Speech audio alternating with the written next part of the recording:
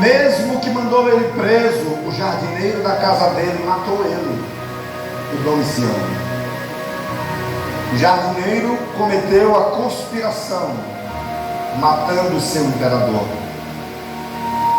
João é deportado, volta para Éfeso e pastoreia na sua velhice a igreja de Éfeso. Glória a Deus. Queridos irmãos, com este pequeno contexto histórico, a gente volta para a mensagem e olha para este tema, voltando à essência do primeiro amor. E a gente começa a olhar para as 7 igrejas da Ásia. E a primeira igreja que aparece é a própria igreja de Éfeso. Uma igreja muito próspera, muito rica, mas desde que João foi preso, ela começou a esfriar na fé. Ela perdeu o primeiro amor. Ela já não orava mais, ela já não buscava mais, ela já não evangelizava mais. Era uma igreja que caiu da graça. E uma das piores coisas que pode acontecer com qualquer crente é ele deixar de orar.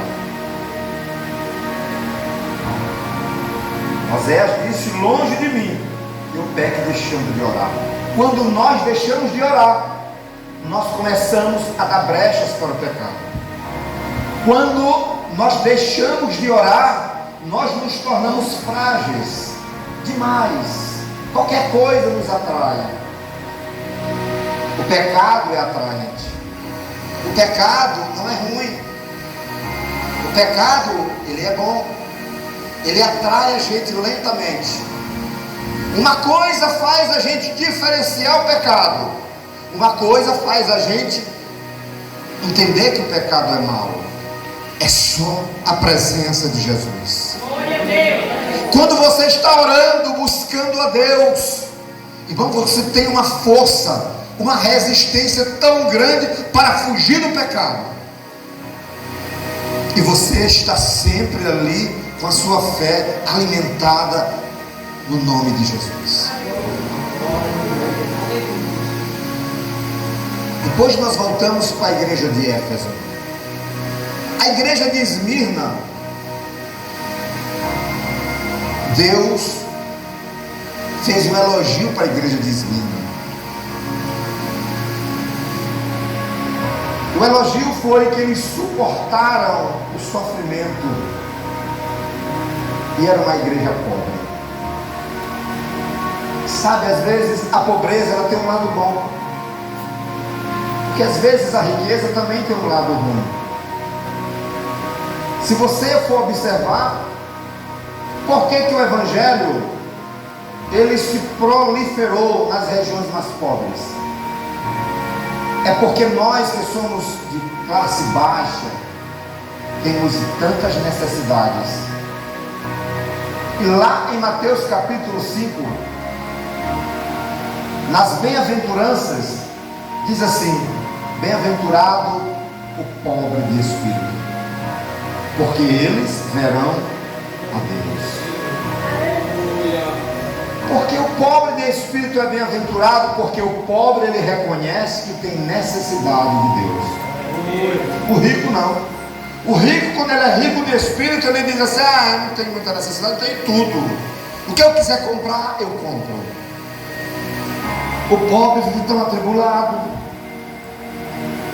Tem dia que é uma conta de energia para pagar, não tem. Sofre, se reclama, ora, ele jejua.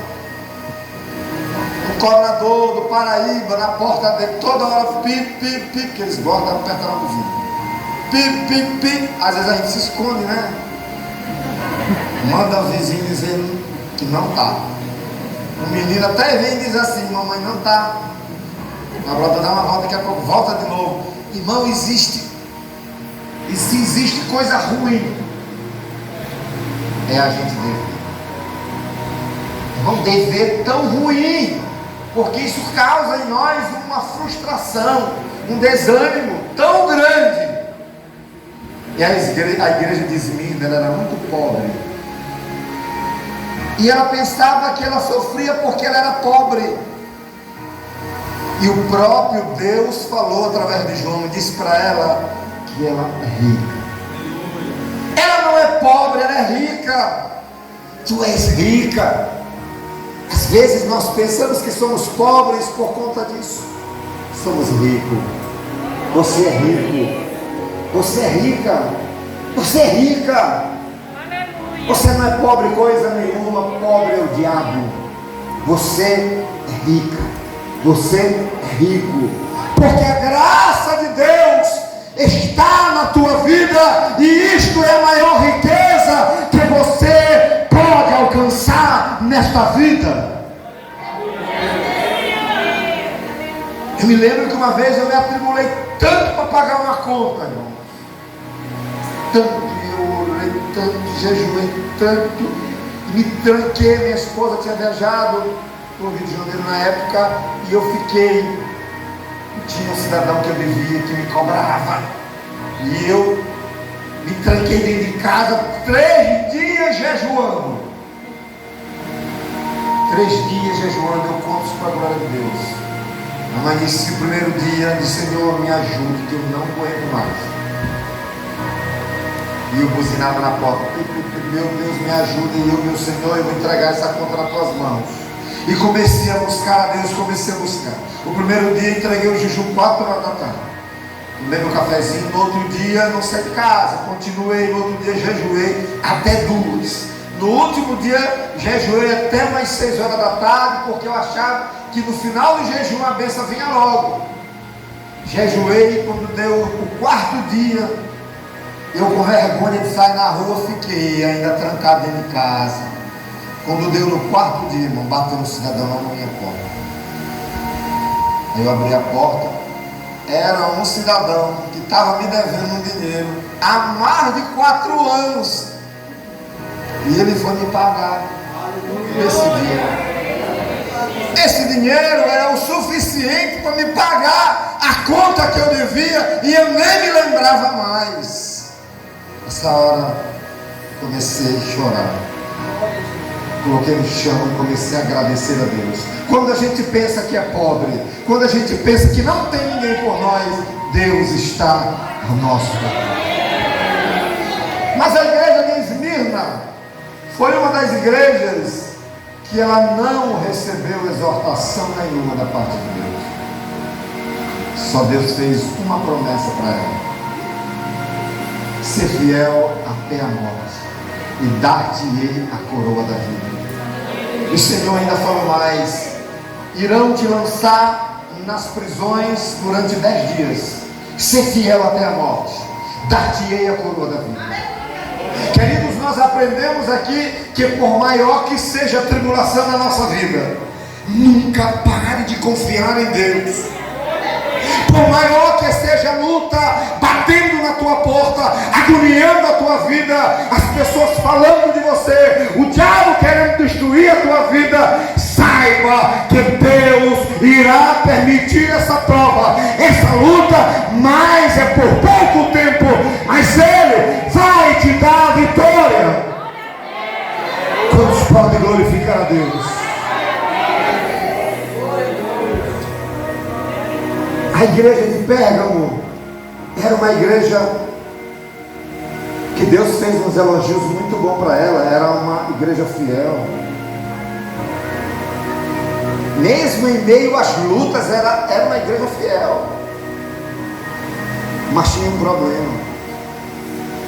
O que Deus exortou aquela igreja é que ela era uma igreja que ela tolerava a idolatria. Sabe o que é tolerar a idolatria e as heresias, irmãos? Significa que as igrejas, muitas igrejas hoje, estão perdendo a essência do Evangelho. E o mundanismo entrou dentro da igreja, e isso tem tirado e nos afastado da verdadeira essência de Deus. O que é a essência do primeiro amor?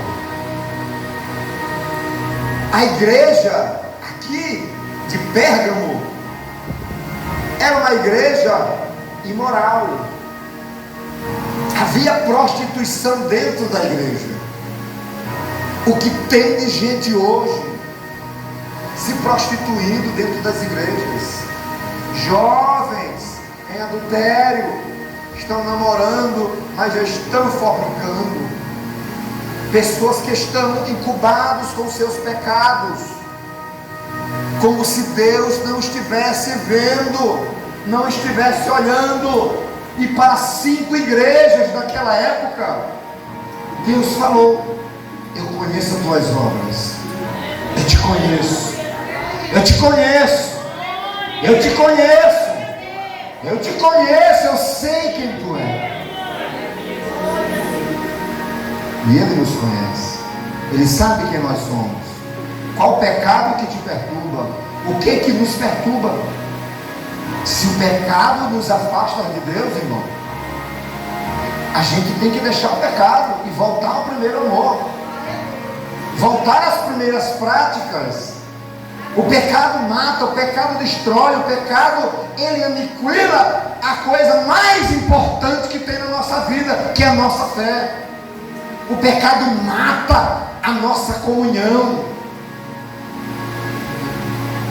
E coisa mais linda é a gente ter comunhão com Deus. A coisa mais linda é a gente querer chegar em casa e desejar orar. Eu não vejo a hora de dar, a hora de eu dormir, para me passar meia hora, 1 hora de oração. Na minha juventude, eu fui um jovem muito dedicado. Me casei aos 25 anos. E tenho uma luta tão grande para equilibrar a minha comunhão e a minha fé com Deus. E de períodos da minha vida, na minha juventude, que eu orava tanto, mas eu orava tanto, que eu queria ir para a escola sozinho andando, para ninguém ir comigo, para eu poder ir na estrada conversando com Jesus. E eu sentia Ele do meu lado. Eu ia para a escola de Cedral para Oiteiro, sozinho. Mas eu via aquela correola de menino, eu ficava aqui andando mais devagarzinho para eles passarem em mim, e eu ia sozinho. Meu Deus, Jesus está maravilhoso. Oh meu Deus, louvado seja o teu nome. Quando era 10 horas da noite, eu voltava e eu esperava todo mundo ir embora na frente. E eu ia de Cedral sozinho naquela escuridão, conversando com ele. Sozinho. Eu ia, Senhor, tu és maravilhoso. Oh, meu Deus, eu ia chorando, eu ia pregando, eu ia cantando. 2 quilômetros andando naquela escuridão. E um dia uma pessoa falou assim: Douglas, tu não tem medo de andar sozinho por aí? Eu digo: não, eu não sei o que é medo, porque eu estou com Deus. E a presença de Jesus me acompanha. Louvado seja Deus. Eu chegava em casa, jantava e corria para a igreja, meu. Eu corria para a igreja porque já tinha um jovem lá na igreja esperando para nós orar. 10h30 nós tínhamos uma campanha de oração quase todo dia na igreja. Aí a gente ia para lá, pastor dele, vinha de lá quase 2 da manhã, quase todo dia. A gente tinha uma campanha para Jesus batizar com o Espírito Santo.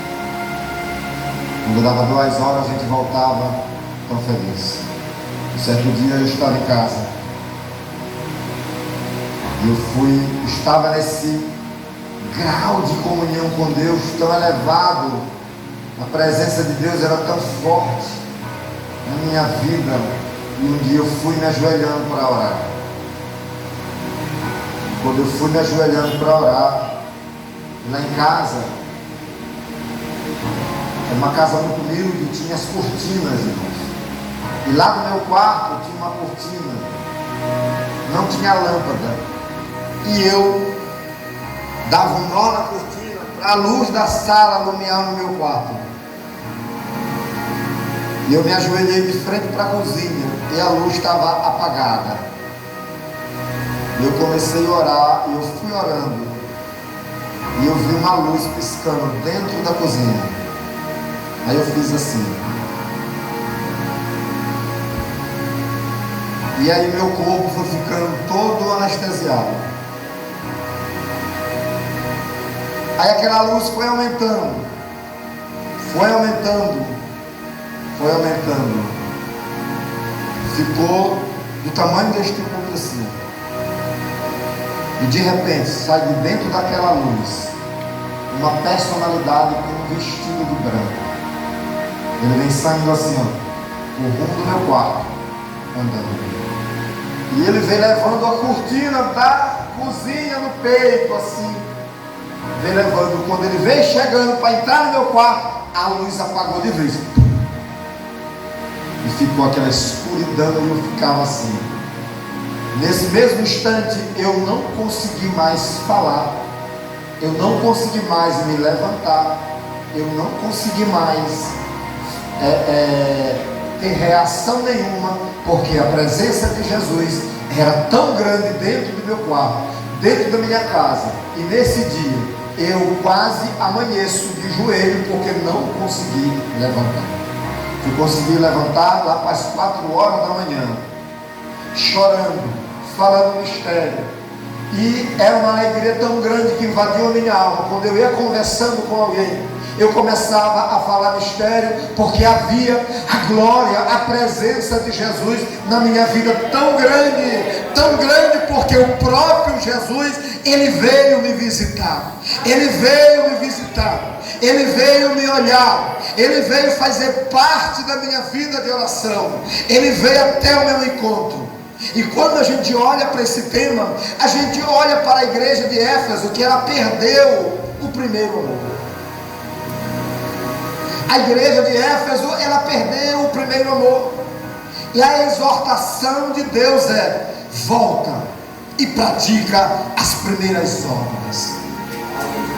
Senão eu ouvirei contra ti e tirarei o teu castiçal. Sabe o que é o castiçal? É o que coloca-se a iluminação. Nós somos o templo de Deus. Nós somos, queridos, esse castiçal. Se a nossa vida não tem mais sentido para as coisas de Deus, simplesmente Ele vem e remove o nosso castiçal. Ele tira o nosso castiçal. A nossa vida não tem mais valor, não tem mais importância para Ele. O que é que você prefere? Você prefere viver sem luz na sua vida? Você prefere viver nessa vida promíscua de prostituição, de erros e frieza espiritual, sem força, sem coragem, sem vontade? E a gente se pergunta: meu Deus, o que é que eu faço para me retomar a minha prática de quando eu comecei na fé, quando eu era novo convertido? O que é que eu faço? Sabe o que você tem que fazer? Pedir perdão, se humilhar, voltar para o primeiro amor. É se humilhar, é reconhecer que você não é nada, que você depende de Deus. Sabe, tem muito crente que está se achando dentro da igreja, porque botou um negocinho, está prosperando, e aí ele começa a achar que ele é o cara, é o bambambam, e aí começa a achar que ele é o mais importante. E aí, porque a presença de Deus não se mede por esse lado. A presença de Deus, ela é derramada no coração daquele que está quebrantado, daquele que se volta para Deus, daquele que reconhece que é pecador, que precisa da graça, da unção, da humilhação, do perdão, do amor de Deus em sua vida. A igreja de Laodiceia era uma igreja muito rica, mas era uma igreja pobre, miserável, porque nem água tinha lá na cidade. As águas vinham por um aqueduto e elas atravessavam as montanhas. Quando chegavam lá em Laodiceia, era uma água morna, nem era fria e nem era quente. Por essa razão, o próprio Jesus usou o contexto geográfico da época e disse: quem deras tu se tu fosse quente, ou se tu fosse fria, porque ninguém suporta uma água morna. Se a água tiver boa de temperatura, dá para beber. Se tiver geladinha, melhor ainda. Agora morna, só um caldo de peixe com pimenta, aí dá para beber. Mas se tiver morna a água, mas vamos pedir açúcar, né, ou sal e botar na água, porque dá sabor. Mas essa é a realidade de muitos crentes. Estão, irmãos, vivendo uma vida miserável na presença de Deus. Não tem mais comunhão. Estão vivendo de aparência. Obreiros que não oram mais, obreiros que não jejuam mais, obreiros que nunca mais tiraram uma hora de oração na presença de Deus. Nós estamos vivendo hoje uma geração de pessoas, irmãos, tão distante de Deus. Circo de oração, tem muitas que oram, mas tem muitas que só a misericórdia não oram, vem só dormir para o circo de oração. Irmãos, é uma tristeza, é um desânimo tão grande. E se nós não pararmos para mudar essa história, o final da igreja vai ser pior. Se estes homens fecharem os olhos, pastor Medeiros está indo embora.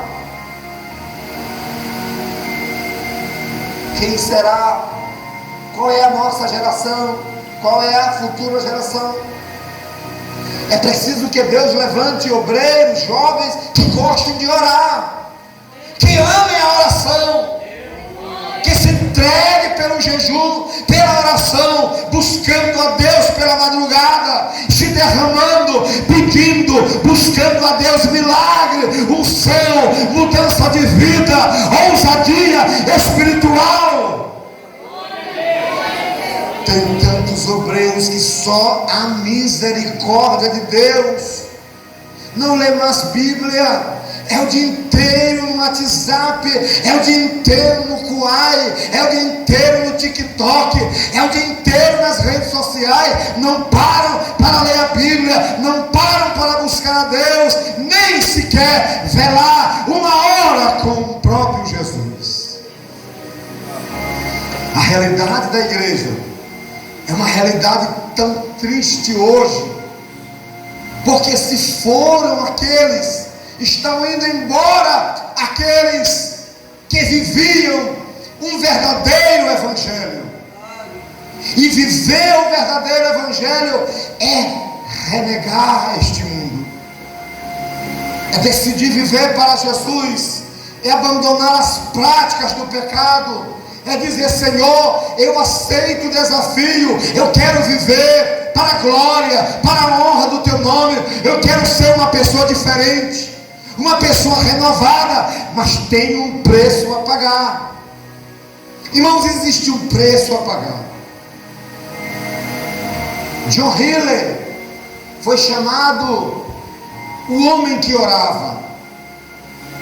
John Healy foi um missionário americano que foi para a Índia.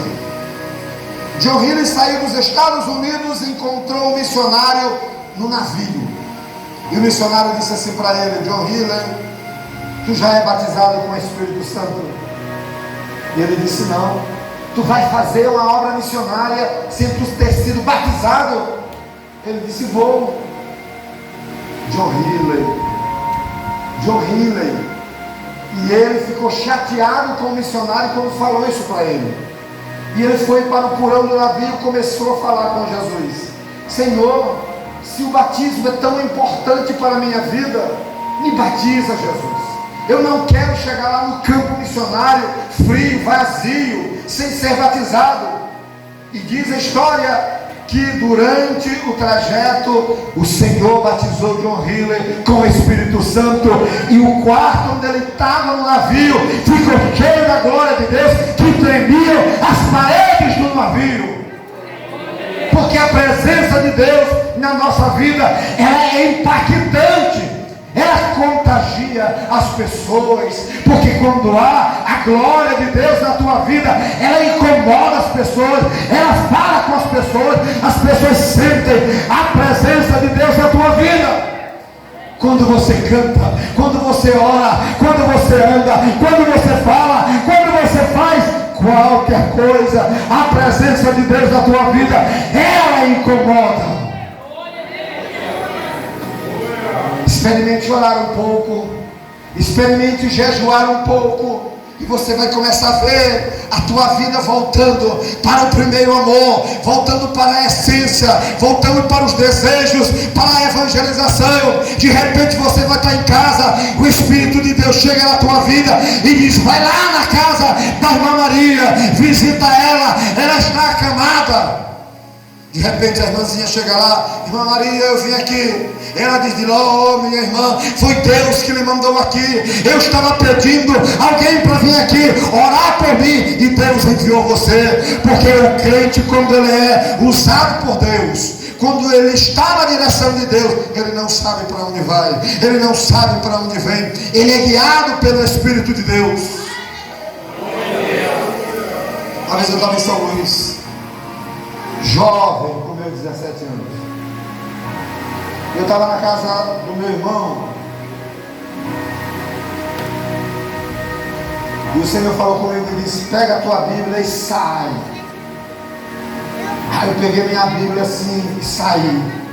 E ele disse: mas para onde eu vou mesmo, Jesus? Aí eu saí com a Bíblia debaixo do braço assim na rua de São Luís. Aí eu saí. Aí de repente eu chego bem em frente ao salão de cabeleireiro, e aquela voz dele me falou assim: entra aí. Aí eu entrei. Cheguei no salão de cabeleireiro, tinha uma pessoa cortando cabelo. Aí eu disse: boa tarde, eu vim aqui trazer uma palavra de Deus para esse senhor que está cortando o cabelo. Jesus te ama, ele tem um plano na tua vida, ele quer te salvar. Aí o senhor começou a chorar e disse: eu quero aceitar Jesus. E eu orei por ele. Eu estava terminando de orar, entrou um senhor procurando outro. Aí esperou a oração terminar. Aí quando eu fui terminando de orar, ele disse assim: eu também quero ser crente. Eu orei naquele dia por 2 pessoas.